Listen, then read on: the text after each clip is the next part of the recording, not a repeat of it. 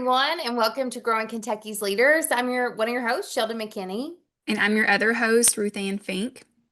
and today we are joined by Scott Cronin. He is a man who wears many hats and he leads in a lot of different spaces. To Kentucky FFA, he is an agriculture teacher at Muhlenberg County High School. But beyond the classroom, he is a passionate outdoorsman, a respected conservationist, and he's even been named the Educator of the Year by the National Wild Turkey Federation. He works bridges in education, hunting, conservation, and showing the students that the natural world is both a classroom and a community. And he has so many incredible things to share with us today. We're thrilled to learn from you today, Scott. So, welcome to our show.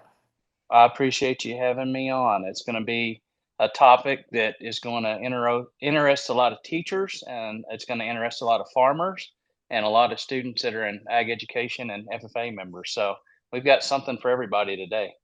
Yeah. Yeah, and we want to dig in kind of where it all began, Scott. And you often speak with audiences who really know their stuff in regards to conservation, hunting, resource management, all of those things.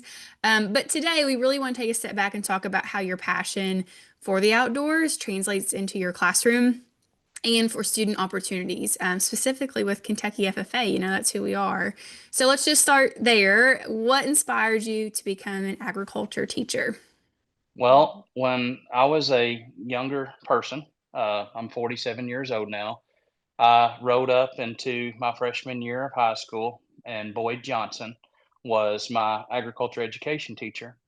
And so my family lived in Oldham County, and we resided in a section of the county where our school district put me going to South Oldham High School. And at that time, Mr. Johnson would drive over to South Oldham High School, and we had the availability to take agriculture there as a student. And so I had the introduction to Principles of Agri-Science or freshman agriculture class. And after my first, I guess, class through ag, we realized that that was no longer going to be offered. So very early on to my high school career, into my sophomore year, I actually had to transfer to Oldham County High School that was located over in Buckner, Kentucky, and that was 100% done because of Mr. Ken Stringer and Mr. Boyd Johnson. They were mentors of mine.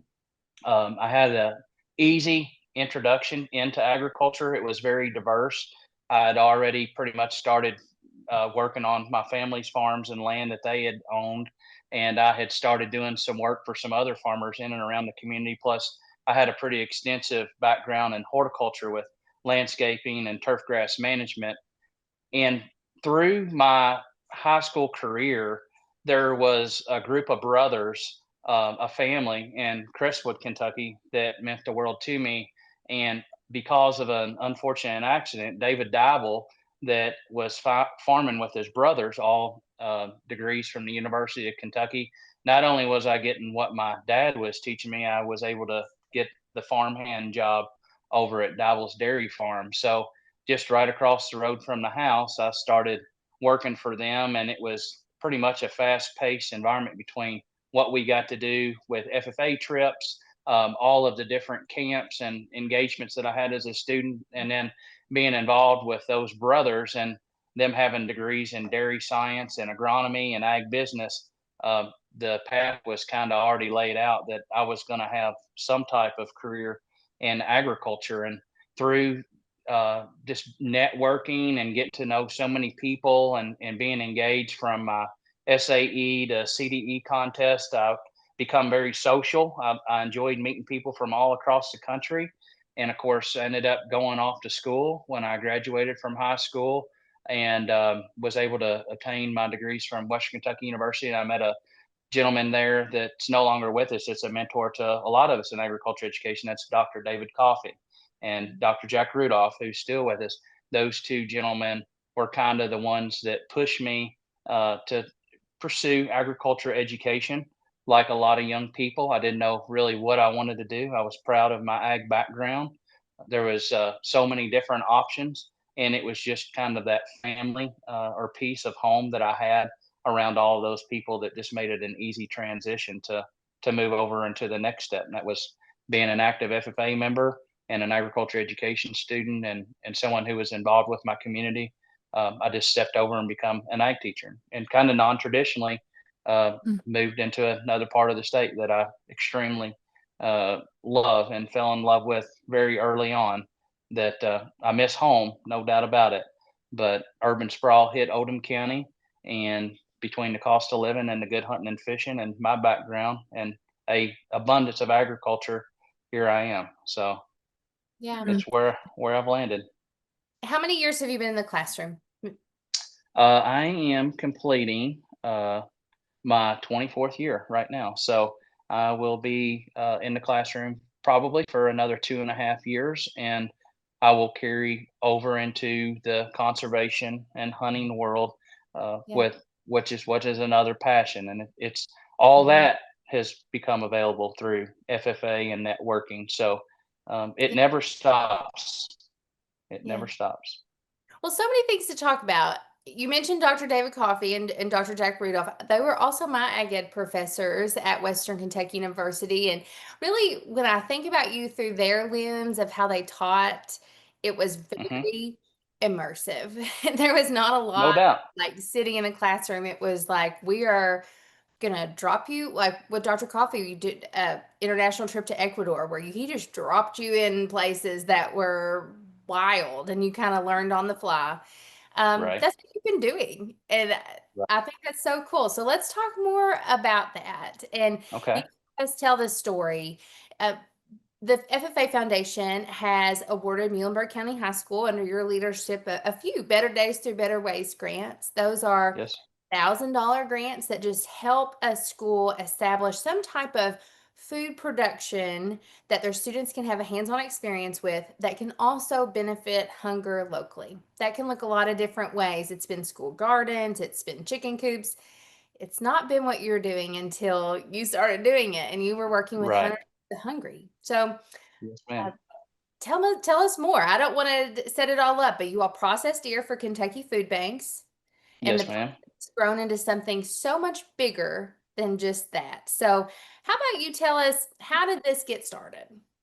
All right. So a lot of this got started because being an agriculture education teacher, I realized that there was so many kids that were sitting in an agriculture education classroom that didn't come from the farm, but they were on people's farms and off people's properties at different points and times of the year because they love to hunt and fish.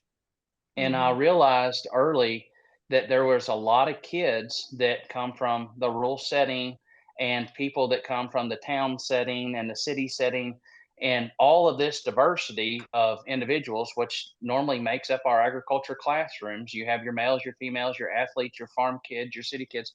Mhm. They love to hunt. And so, as an agriculture education teacher, I had to kind of start developing where the agronomy or the production parts of the curriculum would fit into like food plots and where it would fit into veterinary science. And there was kids that maybe didn't have a whole lot of interest in dairy cattle or they didn't have a lot of interest in sheep or goats, but they did have a tremendous interest in deer and waterfowl and turkey. So it kind of started just teaching about ruminant digestion and deer instead of teaching about it in cattle early in my teaching career.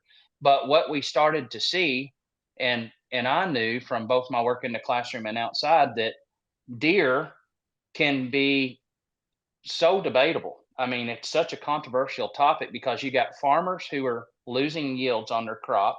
You have people who they don't want them to be harvested, but once they have an automobile accident with one, then they think that our deer is overpopulated. So they have kind of a change in heart as far as how we control those numbers through conservation practices. And then you have just the whole part of being a tool in conservation and understanding that hunters have to play a role in population density and carrying capacity on the landscape. And so what we decided to do was we started taking engagement with kids being able to harvest deer and donate those deer through a program that anybody in any region or any chapter across the state of Kentucky can get more information on. It's Kentucky Hunters for the Hungry. Mhm. And the local processors allow for those deer that are harvested in the community, not just by students. This could be members of where our members or our students go to church at. It could be even their parents or people that come in to hunt their family farms or people that lease their land. They can harvest these deer, and when that's done, that project allows for that ground venison to be a source of protein that allows us to feed folks that are suffering and dealing with poverty, financial hardship, whatever it is. And it's a way of being a servant. And so part of us running our FFA chapters is what can we do for community service? And that's what we did. We realized that we needed to step up this process of donating game to help our farmers with yields and to help with lowering auto accidents and then to promote the whole purpose of hunters as conservation tools. But along the way, not everybody likes game that is cooked in the traditional way, like a roast or a burger.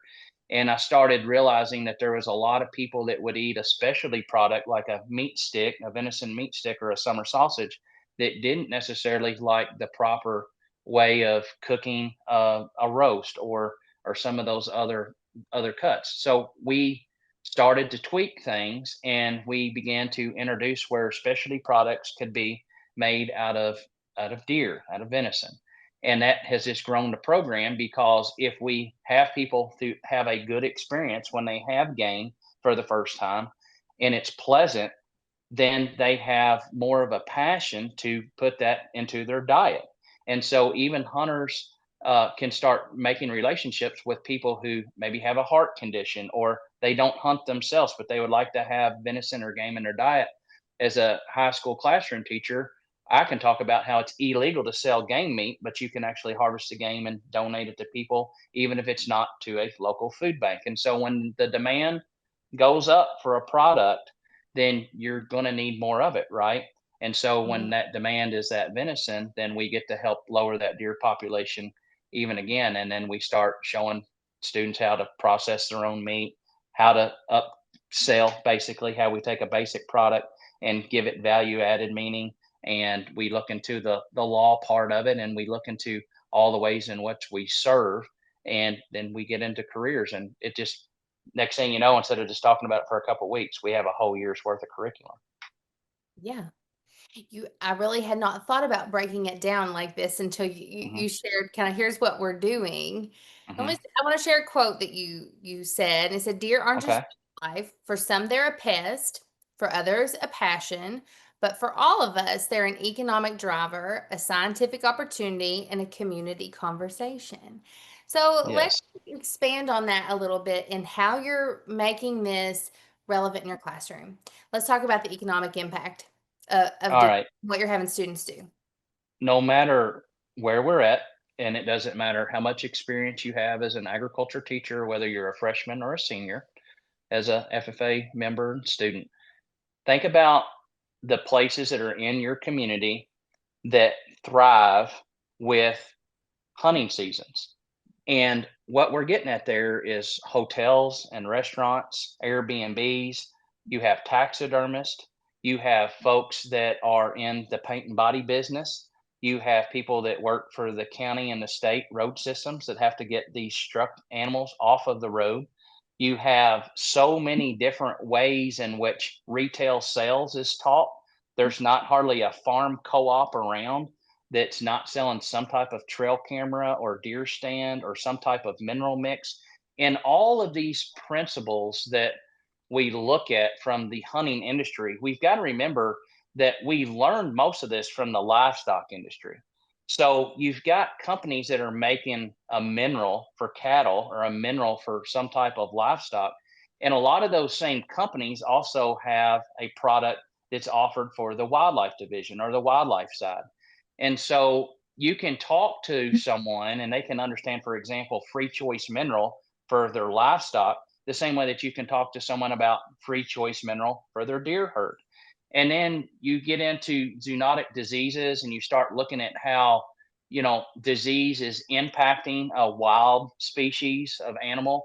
Right now, you've got, for example, CWD and EHD that a lot of times are misconfused. They're not understood, and it brings that ag communications into place of like, how do you get the word out there and how do you advocate, How do you let the non-hunter or the hunter know the difference between the two? What's the thought process, or what are the concerns? How do we not scare or panic society and make sure that that information is delivered not only professionally, but in a way that we understand that if it's delivered wrong, then you're going to have a massive economic impact, because in North America, deer are the number one hunted species. And you start getting into, for example, with fishing, it's the Dingle Johnson Act, but with hunting, you've got the Pittman Robinson Act. And a lot of this tax base, a lot of these things that are getting involved, these funds help manage conservation, and it provides careers and work for people. And then you take, for example, the Farm Bureau. They help support the Kentucky Hunters for the Hungry, and because they know that they have auto collision accidents, they know they have farmers that are losing, and you've got to network to the point to where the agriculturalists and the hunters, the conservationists, are coming together. And not always, Sheldon, are those people um, friends. You're not just building bridges. You've got to, I mean, you got to gather the materials to get the bridge. You got to figure out if the bridge can even be built there, right? And that comes with some of our agreements and collaborations and partnerships. So it's just, it never stops. Like I said, even to the point to where a lot of our students will maybe they'll run or utilize a trail camera, and that can turn into an agri-science project. And then the next thing Yeah. you know, they can utilize a solar panel on their trail camera, and you're talking about solar energy in ag class. And so it's just a way to get kids to talk about what kids are doing. And it's a way to get your community involved with something that needs to be addressed. And that is that we do need to reduce auto deer collision accidents. We do need to help our farmers with making sure they get high yields. And we do need to capitalize on what the economic stimulus is that deer provide. It is both positive and negative. It just depends on which direction you want to look at it. But it's important that we don't just take one side or the other, and we bring both of those together, and we make that blend to where we have success. We're figuring out solutions for problems. That's so good. And it's real world application. We talk about that all the time in ag education about how that's what makes it so special. This is real world stuff. It's not like other classes where students are like, am I going to use this later on? It's like, yes, I'm going to use this later on in my life. I just think it's an interesting question. I want to hear your response to, Scott, Hmm. is you talk about the really unique ways you bring this to the classroom and make it real for your Yes, ma'am. students. What are some of examples or student stories that come to mind where you saw that light bulb come on for them? I mean, it started early in my teaching career because I started having production agriculture kids that were realizing that they could put into place conservation management practices on their farm. And they started developing those relationships at the USDA office and the NRCS office. And they started realizing about things like cost share. They started learning about things like CRP. They started Yeah. realizing that their timber on their farm could be managed for wildlife, even though they were production row crop farmers. And then they start looking at how they can keep their cattle out of the streams and the rivers, like along riparian zones, and they could get paid to do this. And that Yeah. there's programs in which people, when you have a farm, there are programs in which you can be paid money to put conservation practices into place. And a lot of our kids that are involved with production agriculture, they love to hunt and fish. And farmers are phenomenal stewards of the land. And agriculture so many times is given such a negative stereotype on herbicides and pesticides in general, erosion of the land and clearing land for cattle.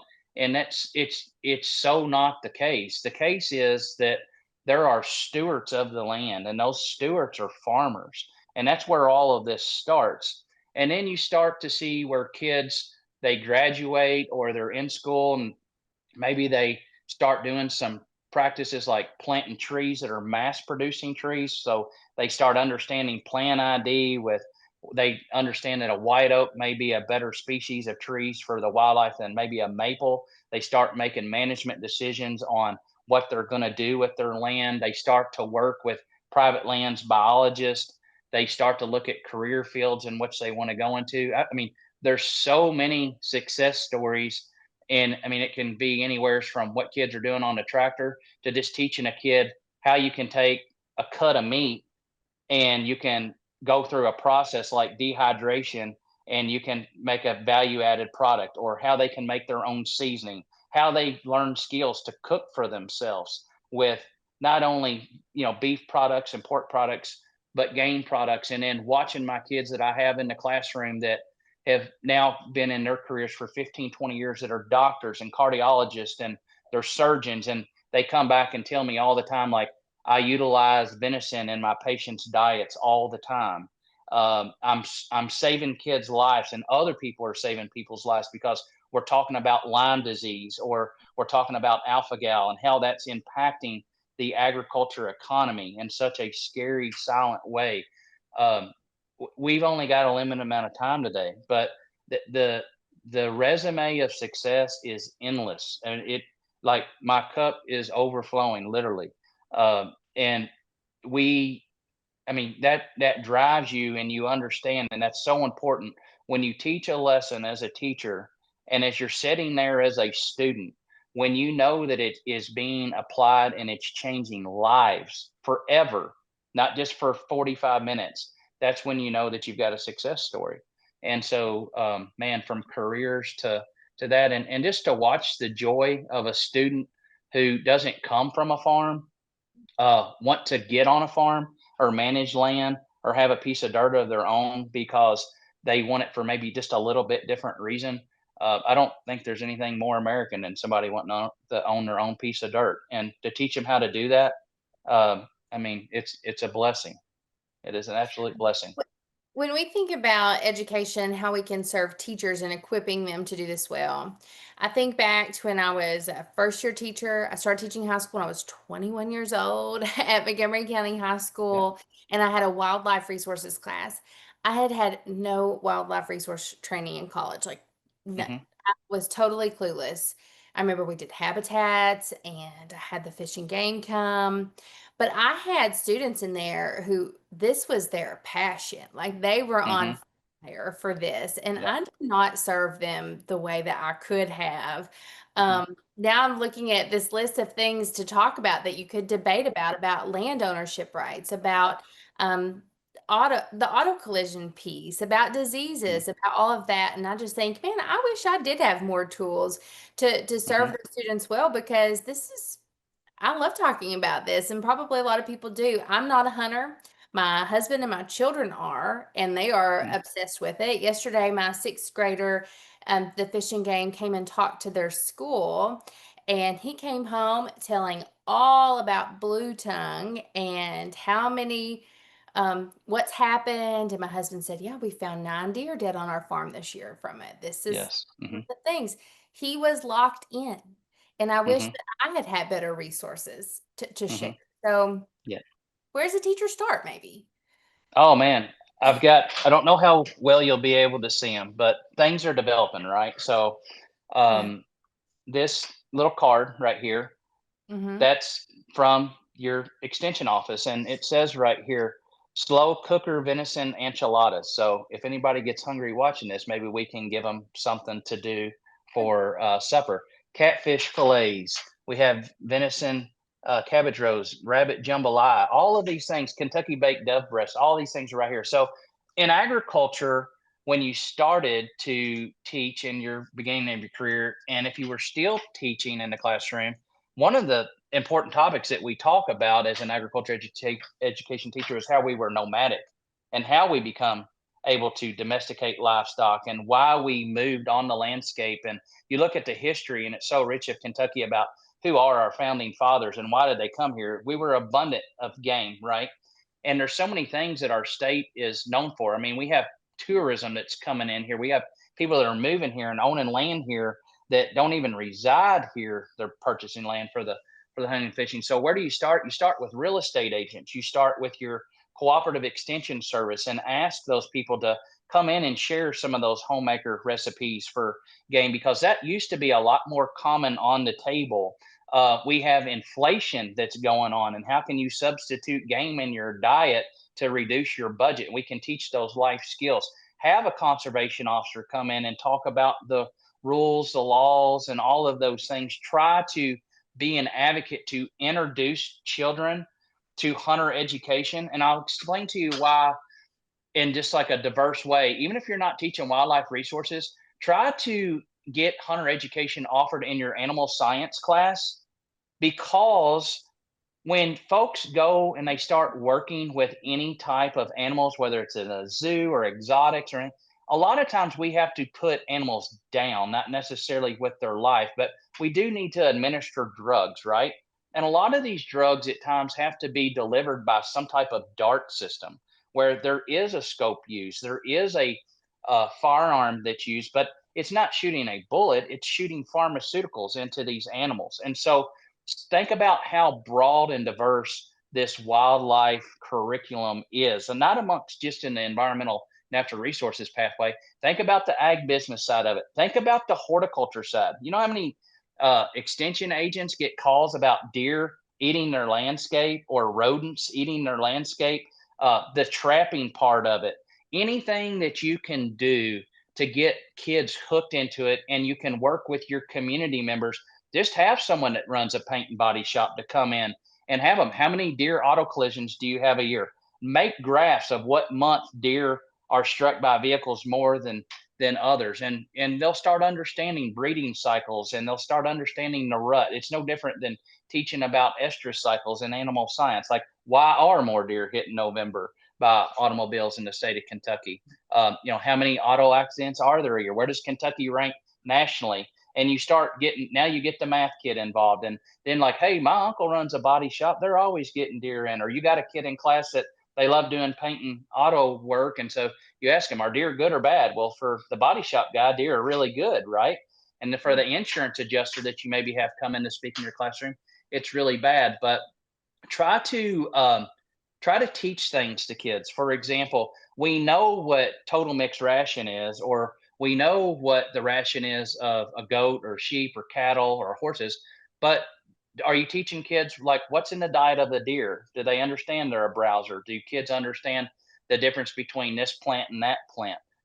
Not everything that you teach has to be just pathway specific. That's the great thing about ag is all these people are working together. And that example goes back to where I'm talking about. There's probably a whole lot of people that are in the USDA office that probably didn't have a whole lot of classes about wildlife conservation programs. But at the same time, you've got to look at how many dollars and look at how many plans are written on water quality or land use and best management practices, and it all ties together.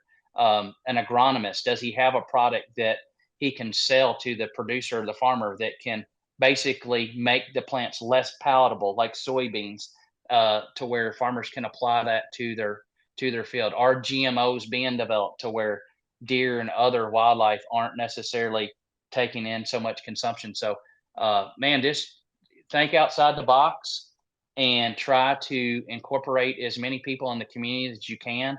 And as a side note, anybody that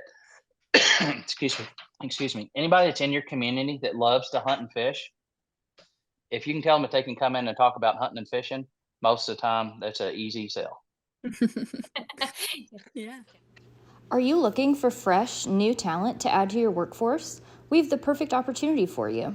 Our Kentucky FFA Works program is available for company partner signups now with some exciting new improvements. Apply on our website at www.kyffaworks.com by December 31st, and you will have the opportunity to receive a selection of talented FFA members looking to be hired every quarter. We help you find the cream of the crop so that you can spend less time recruiting. You make such a good point that it really is all so interconnected, and that could go for anything in agriculture. It's just a reminder that it is all connected. It really is. And so I think it's a great thing to point out for students because a lot of times, we as students, we only see the careers that are around us as options Hmm. for what they can be, right? Like there's that Hmm. that limiting factor for a lot of students. Right. So why won't you shed some light on what could be some real career options for students All right. listening that might be interested in this kind of thing? All right. So I'm gonna give you some examples. Like for a few years, I've had several art students that may not understand the anatomy of certain wildlife. Like some wildlife smells really well, some their scent is not their keen sense, right? Mm-hmm. But you take an art student who's not a traditional ag student, they can come down and they can learn about how deer see with the rods and the cone structure of their anatomy, or they can understand how deer utilize their nose as a sense. And next thing you know, you have a phenomenal photography student that's in art, and they're taking a wildlife resource class, or they're taking a class that's related to these topics so that they're a better photographer. You take students who are in class that maybe are struggling with reading or writing, and you tell them like, what do you like to read, and or what do you like subject matter on, and a lot of times they'll think like, oh, I like to hunt or I like to fish. And so you just talk to them like, why don't you write something that would be, for example, in some type of agricultural publication about how to reduce deer, impact on your crop loss, or what are some methods that farmers are utilizing to gain income from leasing their land. We always have different ways to get diverse with this. Now, when you start to talk to students about careers, unfortunately, people think that the only job that's related to this is to be a game warden or to be a Mm-hmm. biologist. And Mm-hmm. we've got to remember that even our kids that are sitting in the classrooms right now and listening to this program, you can get that old two-row corn picker back out, and you can utilize it to have your SAE project, because you could sell ear corn. And the next thing you know, because you sowed $2,000 or $3,000 worth of ear corn, you're able to up it and do something else. Or maybe it's a student that is, maybe they're working a job somewhere else after high school, but because what they learned in high school with basic ag construction skills, they're building these hunting houses, or they're understanding how they can utilize a trail camera in their security work. They've understood how they can take and manage people's properties for them, because you can bush hog and because you can plant things and because you know how to manage land. You can manage it for wildlife to a gentleman that owns a piece of ground in Kentucky that only comes up here twice a year from Florida. And Mhm. we have to explain to our kids, and one of the bigger problems that I think that we have in general is sometimes we forget to tell our kids that even once you develop into an adult, you may have employment and you may have economic revenue coming in that's not your full-time job. So don't look at your career, or don't look at your earnings from any area as just $100,000 or $80,000 or $60,000. Sometimes you just have to remember what you learn and how it can offset things. And the other part of it is too is sometimes you have to have a real job, and then you have your side hustle. And eventually, as that side hustle begins to grow, maybe you're able to step away from a job or a career that you don't necessarily have the passion for. And you just develop, and you develop as a person, you develop as a professional. And it goes back to just FFA leadership. We're trying to make well-rounded individuals. And you've got to understand that each and every person is going to have a different dream. They're going to have a different group of mentors around them. They're going to have a different financial structure around them. But no thing is too small or too big. So if you're interested in going to work and doing an internship at SeaWorld because you're really into sea animals, that's wildlife management.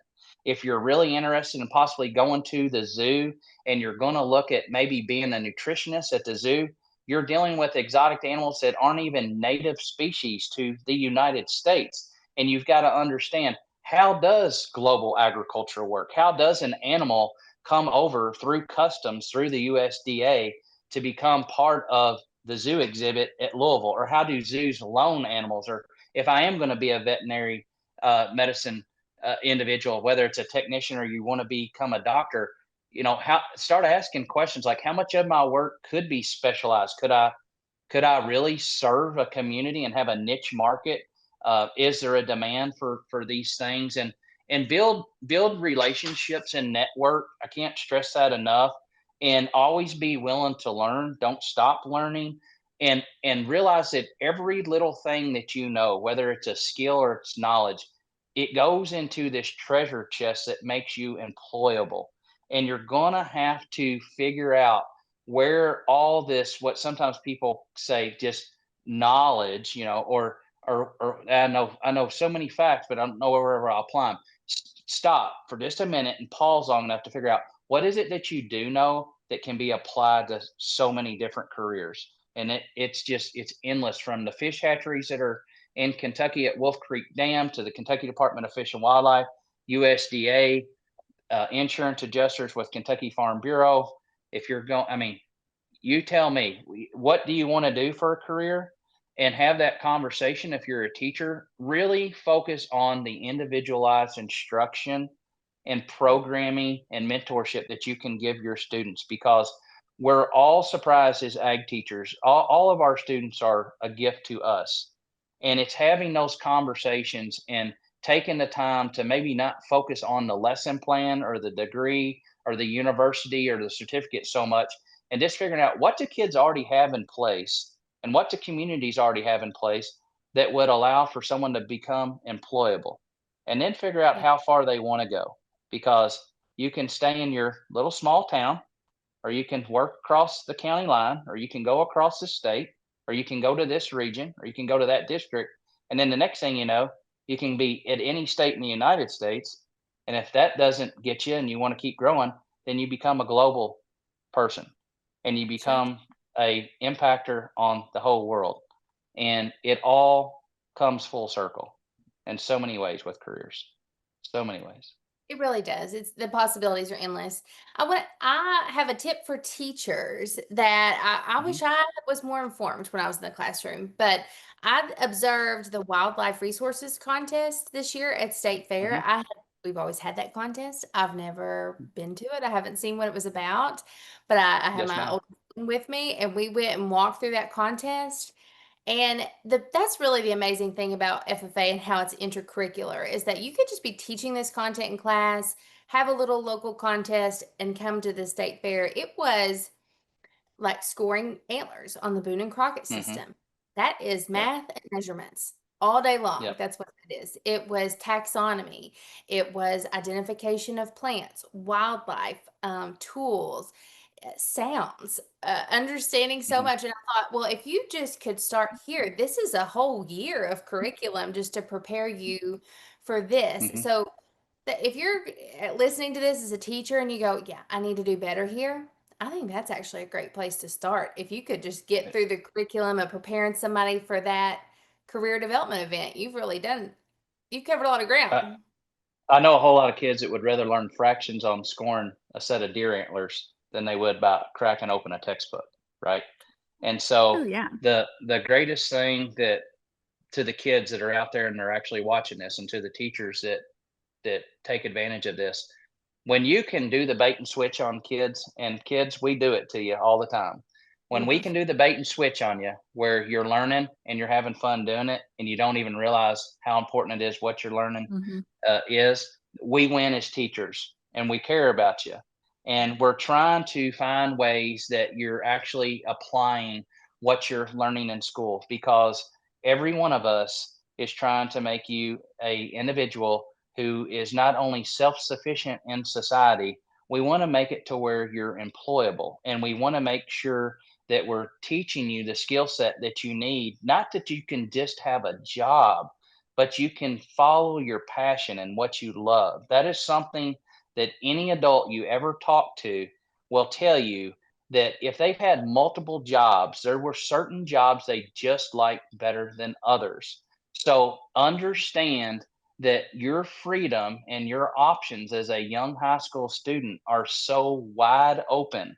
And if you're Right. challenged at school and you're not enjoying school, take this in a positive way. Figure Yeah. out what you do like, figure out how you can apply it, and ask your teachers questions at school like, how could I apply this to this?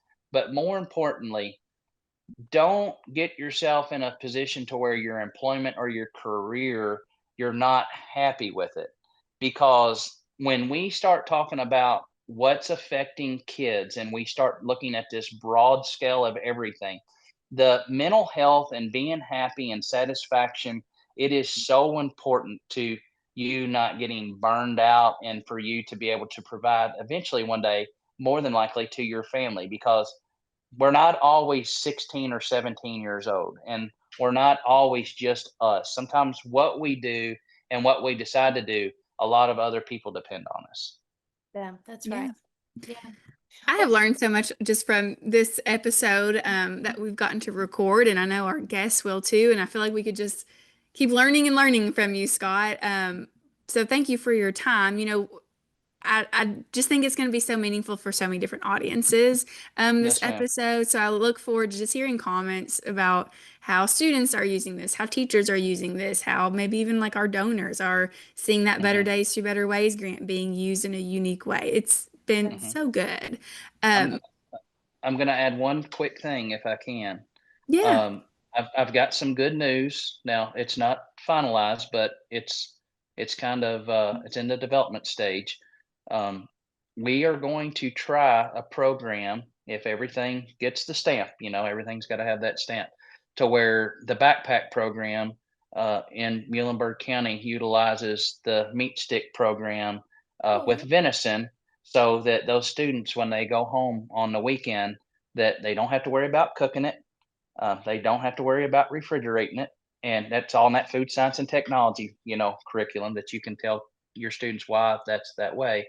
But we really do hope to grow it, and I encourage all the FFA chapters to do things like have a deer jerky contest, or get some summer sausage made up from your local producer, processor in your county, or the closest one on the bordering county, and at your FFA events, serve some wild game. Offer these things to your members, and have some sampling, and let them get exposed to it, and don't force them to do it. And those of you that are out there that are young and you're hunting, and your FFA members, please take the time to log on to Kentucky Hunters for the Hungry and see where you can drop off deer and processors that accept deer, because there's no cost involved with this. This is 100% funded. Any companies that ever want to make a donation to help out with this can always contact Roger Lapointe, and those donations are needed. And that's just another point where all this comes together. We're continuously collaborating to work with businesses and youth and school teachers and churches, civic organizations in general, so that we can serve. And I don't know any stronger way to close this out than understanding that we all need to be a servant, and we all need to be able to figure out how to make the world a better place. Even though we know there's things that we agree to disagree on, we can all help each other. And there's not a single person out there that doesn't get a good feeling from helping somebody else out. well, that's so true. Yeah. I want to put some numbers to your project, Hunters for the Hungry, statewide or Muhlenberg County, whatever you know.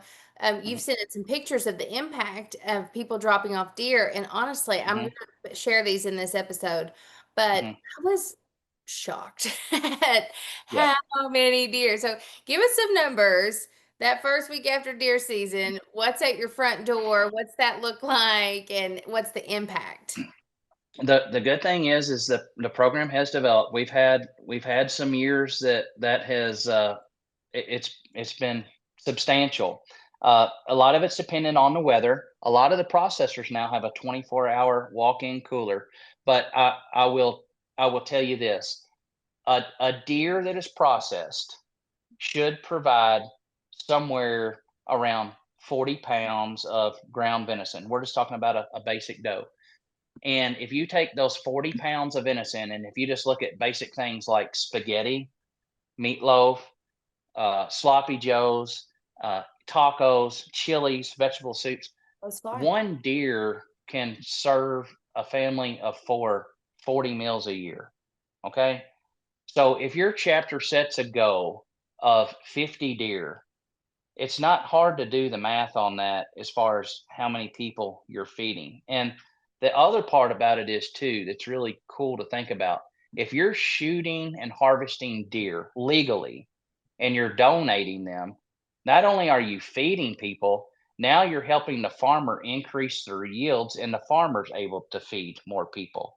We have a a process that basically we are doing one thing, and for one deed that we do, we get 2 to 3 or 4 positives out of it.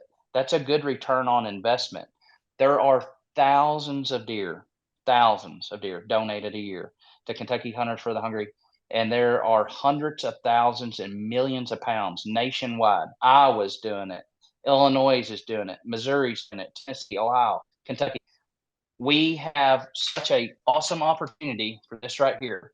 It's field to fork. It's just learning how to take something. It's no different than, farm to fork or farm to plate or gate to plate. We have to understand that there are endless amounts of pounds of high protein and good nutrition to feed people. So Muhlenberg County High School, between what we ground up and what we donate, we're getting pretty close to 100 deer a year. And not all of those go to Kentucky Hunters for the Hungry. So think about this too.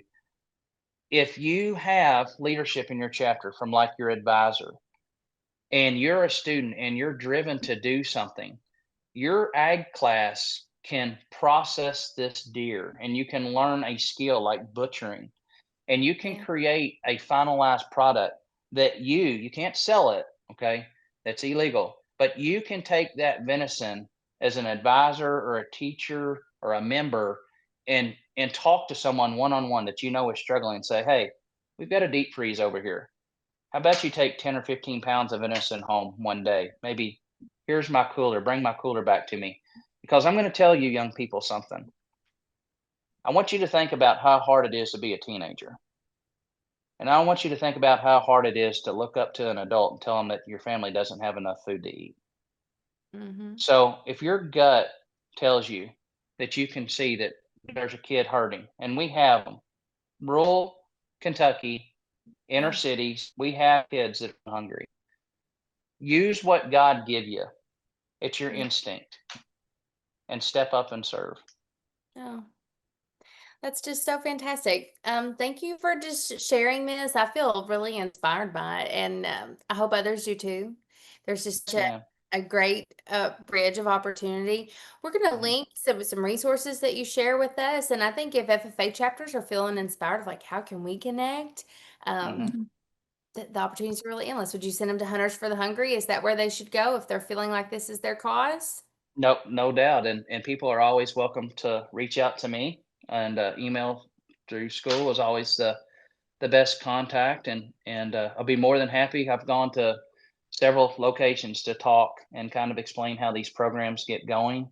And if you have a processor in your community that does your livestock, talk to them if they're not already involved with Kentucky Hunters for the Hungry. There's ways and programs, and Roger Lapointe and all of those people that serve on the board of Kentucky Hunters for the Hungry. You can't say enough good about them. I mean, they're serving the whole state, and this is with elk, it's with deer, it's with a lot of different game. And you know, who does not agree that a legally harvested deer, processed and packaged, is not a better outcome than a deer basically degrading on the side of the road from an automobile accident? Oh, We've sure. Yeah. got to accept the fact that deer are on our landscape. We have to, as a human being, we have to be a tool in conservation. So yes, have that debate in class. What do you think about hunting? Is it right? Is it wrong? Animal rights, animal issues. Do all that. It's good. Mhm. It's healthy. Yeah. But we have to have hunting seasons to avoid disease and overpopulation. And because of individuals like yourself, I'm able to advocate and to explain to people the full story, that yes, you may not hunt yourself and maybe you've never understood why we hunt, but we're doing good things for people. And not all of this game goes to people that are just in need. Don't forget what I said. This country, our exploration and our forefathers, we game was our staple.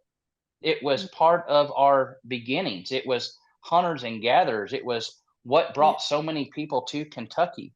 And so, blow the horn, beat the drum, whether it's for our bourbon industry, whether it's for our row crop production, or Kentucky's beef cattle production, our dairy farmers, or our conservation practices, Kentucky has Yeah. so much to offer.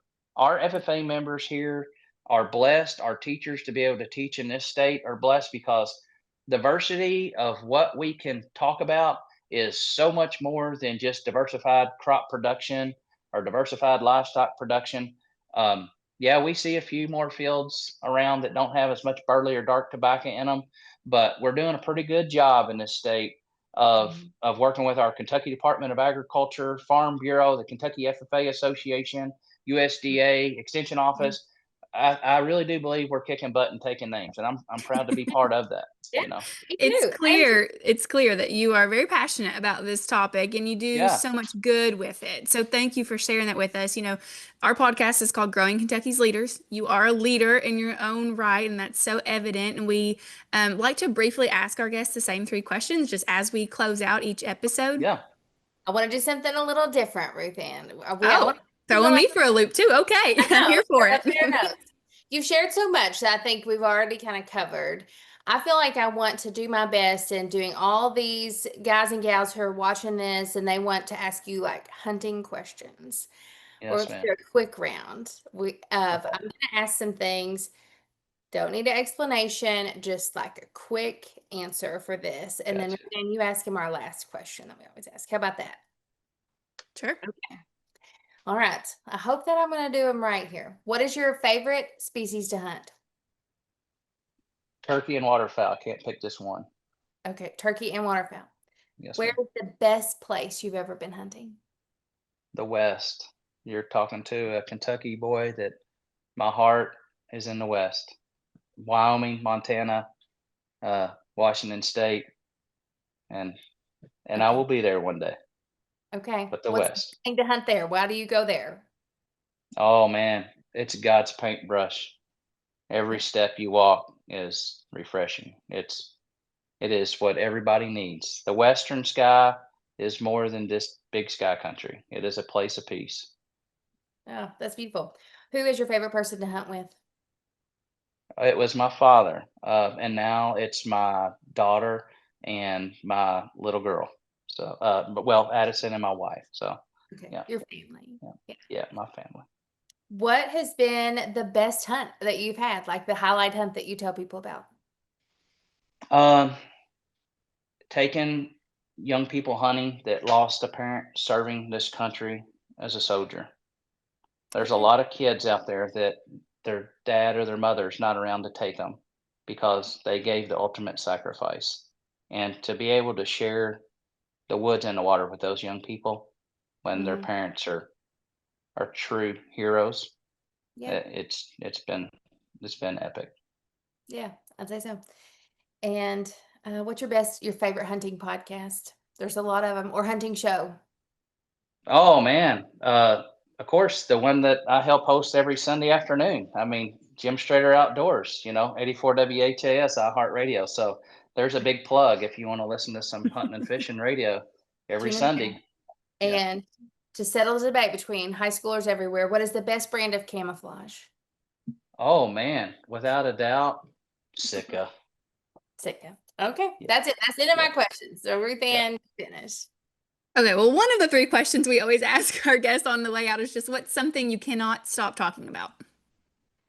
Mm, I talk about everything. So I would say the economy. I'm a Okay. big financial guy all the time, trying to figure out what's wrong, what's right. The economy's always moving, so that's Okay. my talk. Yeah, Well, yeah, it's actually felt weird calling you Scott the whole time. I've called you Mr. Cronin always. So, Mr. Cronin, yeah, thank you for being here yeah. with us on our show today. We've learned so much. I think our students and listeners have, and I hope a lot of people reach out to you, and a lot of great things come from this.